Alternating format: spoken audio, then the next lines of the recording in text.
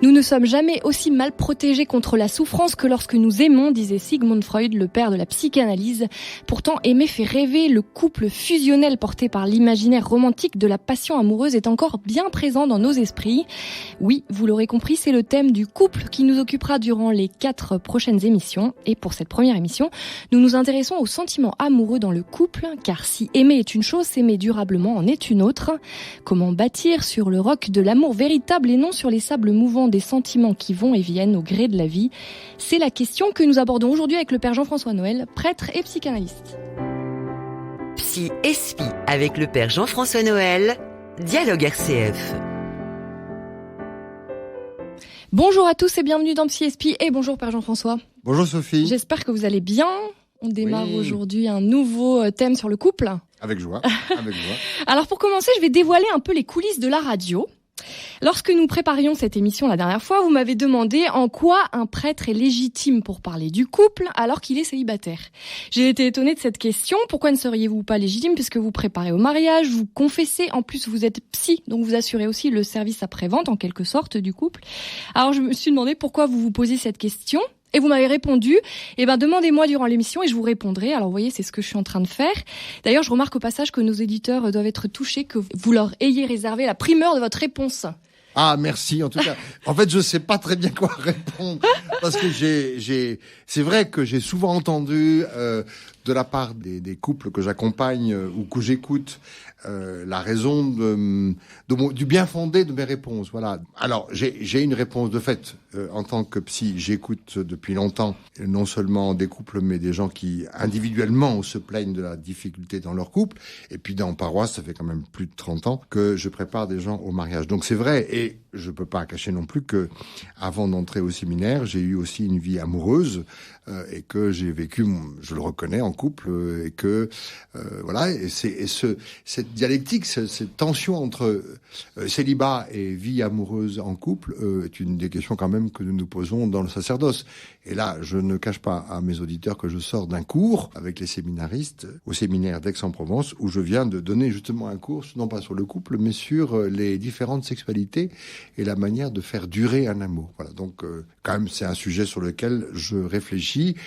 Mais je reconnais que je peux avoir aussi un manque d'expérience ou une certaine incompétence et que je dis n'est marqué que ce que de l'expérience ou de l'étude que j'ai pu en faire. Oui, parce que vous avez écrit un livre sur les différentes sexualités. Tous mes désirs sont devant toi. Donc vous avez quand même étudié la question, même si vous vous sentez pas forcément légitime. Non, mais parce qu'il m'avait semblé que, d'une part, au départ, il y avait vraiment un malaise de l'Église par rapport au sexuel, et ce qui a été peut-être le lieu qu'ont profité un certain nombre de difficultés qu'on a connues dans les communautés, et que ensuite on a restauré en quelque sorte le sexuel, enfin en tout cas le rapport sexuel, comme étant effectivement bon et beau sous le regard de Dieu. Mais il me semble qu'on a trop vite idéalisé. Je pense que peut-être on en parlera un peu plus longuement, que le rapport sexuel, en tout cas entre l'homme et la femme, n'est pas que génital, parce qu'on a trop réduit le sexuel au génital, mais ça on va en parler, et que donc c'est pas toujours, il n'y a pas que du génital dans la vie d'un couple. Enfin dire, un couple passe pas sa vie dans son lit, je veux dire, il fait d'autres choses, heureusement, mais le génital fait partie des modalités de rapport.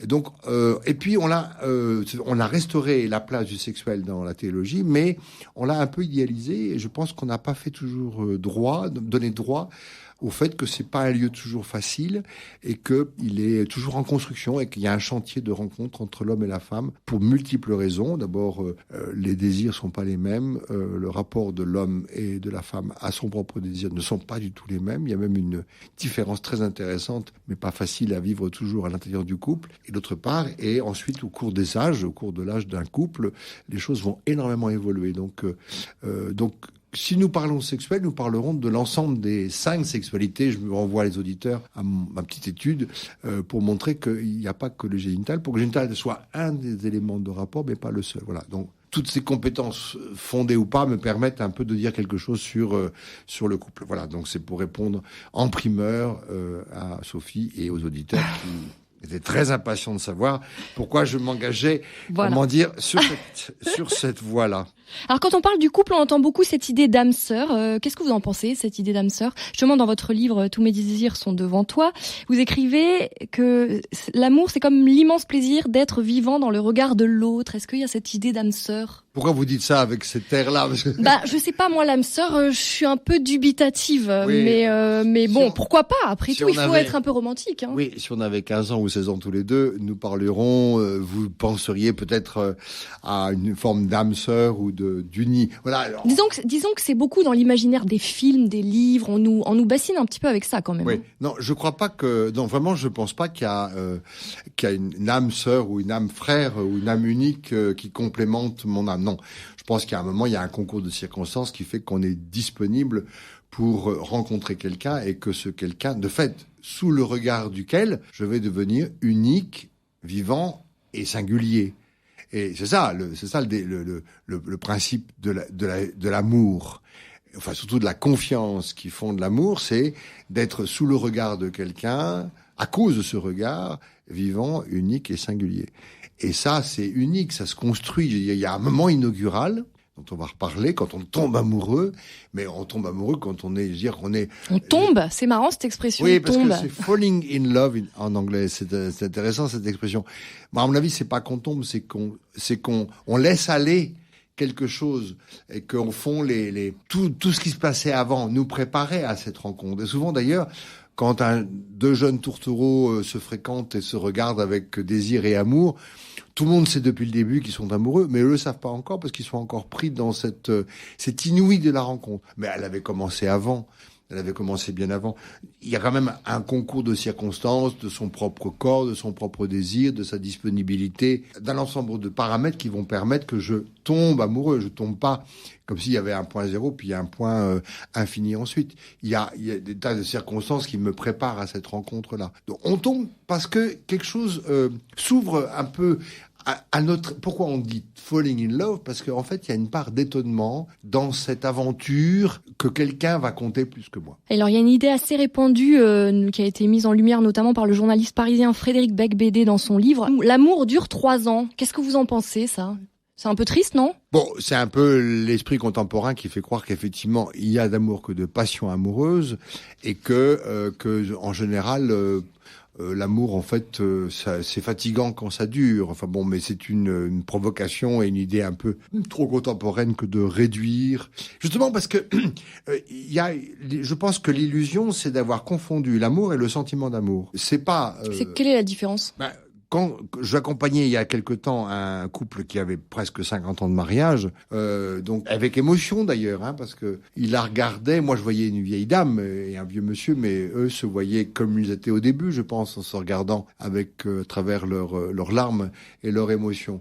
Et je pense que ils éprouvaient pas tous les jours le sentiment qui les avait unis l'un à l'autre. C'est pas ce qu'on éprouve qui vérifie l'amour qu'on se donne. Donc le sentiment, le fait de sentir l'amour est un élément comme un iceberg émergé du sentiment qui est bien plus large comme la base de l'iceberg dans la mer. Donc le sentiment est un élément, mais pas le seul, et parfois il n'y a pas de sentiment, il n'y a pas d'expression de sentir, et qui n'empêche pas que l'amour peut quand même exister. Il suffit qu'il y ait une épreuve pour s'apercevoir qu'on comptait énormément pour cette personne, même si effectivement le sentiment a été ou refroidi, ou en tout cas moins ressenti. Donc on confond le sentiment d'amour, l'éprouvé de l'amour, et l'amour lui-même, qui est bien plus large, qui transforme radicalement la personne, qui la modifie de part en part. Cet idéal justement de passion amoureuse, pour rejoindre ce que vous dites sur les idéaux, faut pas que ce soit isolé. Isolé, j'ai pas compris. L'amour, il faut pas que ça soit un idéal trop isolé. Quand on a 15 ans, on n'est pas amoureux de la petite, je sais pas quoi, Christelle. Enfin non, si les Christelle vont Si vous en connaissez, peut-être choisissez un autre nom. Voilà, oui, j'en connais. Bon, je cherche un autre prénom. Enfin, j'en trouve pas. Bref. Julie, voilà, allez. C'est Julie et Jules. La petite Julie qui tombe amoureuse du Jules à 15 ans. Elle est plus tombée amoureuse de l'amour que de Jules. Et que la rencontre avec l'amour est un moment tellement fort. D'ailleurs, c'est pour ça qu'il qu'il faut jamais se moquer des premiers amours qui sont ils sont comme une révolution à l'intérieur et du corps et du cœur du jeune, parce que on n'avait pas prévu de vivre ça. Et donc cette révolution est telle que on prend feu. C'est comme si une matière pour l'instant paisible et tranquille prenait feu à cette rencontre de l'amour. C'est pour ça que les premiers émois et les premiers sentiments amoureux malheureux sont si dramatiques, et peuvent être dramatiques. Après, on est tous passés par là, enfin je pense, et qu'on n'a jamais oublié ces premiers amours et ces premiers émois, qui sont complexes, confus. Entre le corps et le cœur, il y a un mélange assez complexe. Mais l'éprouvé est tel qu'on est bien plus amoureux de l'éprouvé que de la personne qui les a suscités. Donc, on va mettre un certain temps à traverser l'éprouvé de l'amour pour rencontrer la personne qui les provoque. Une dernière question sur l'engagement, le sacrement de mariage. Qu'est-ce que ça apporte de plus à l'union conjugale ? C'est pas simple à répondre en un mot, mais d'abord... On l'approfondira dans les autres émissions, si vous voulez. Mais c'est vrai que, d'abord... on sent bien chez un couple jeunement, amoureux, mais c'est actuellement les gens qu'on marie ont déjà quelques années de mariage. On marie assez peu de jeunes couples, mais on marie plutôt maintenant des parents déjà qui ont besoin, et c'est vrai pour l'un et l'autre cas, qui ont besoin de célébrer, de manifester publiquement devant leur famille et devant l'Église et devant Dieu leur volonté qui a commencé avant de s'engager. Ça veut dire qu'effectivement ils sentent que ce n'est pas qu'une affaire à deux, mais qu'il y a d'abord le tiers qui vont être les enfants, et puis il y a aussi la société qui est autour. Et c'est pas qu'ils ont besoin qu'on les reconnaisse, mais ils ont besoin d'un accord avec la société. Au fond, comme si leur amour n'était pas qu'une affaire privée du deux, mais avait une fécondité qui, au-delà même des enfants qu'ils pourraient recevoir ou pas, touchait la vie sociale et la vie civique. Donc, d'ailleurs, une ville, une cité, se construit sur la nécessité d'apporter de l'aide à un couple, à une famille. C'est pour ça que je dis que le mariage civil n'est pas du tout négligeable, même s'il est court. C'est une cérémonie qui est très importante parce que vous demandez à une cité de vous apporter de quoi faire vivre votre famille, votre couple et votre famille, que les maternelles soient ouvertes pour accueillir vos enfants, que les hôpitaux puissent vous accueillir pour vous soigner, que les poubelles soient ramassées pour que vous puissiez vivre dignement et que les rues soient propres, etc., etc.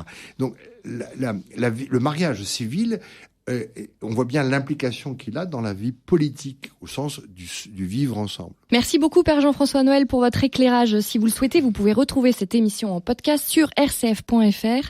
Dans la prochaine émission, nous parlerons des compromis au sein du couple. Sont-ils inévitables pour parvenir à une relation équilibrée ? C'est ce que nous verrons mercredi prochain. Quant à moi, je vous dis à très bientôt sur RCF. Psy et Spi, avec le Père Jean-François Noël, Dialogue RCF.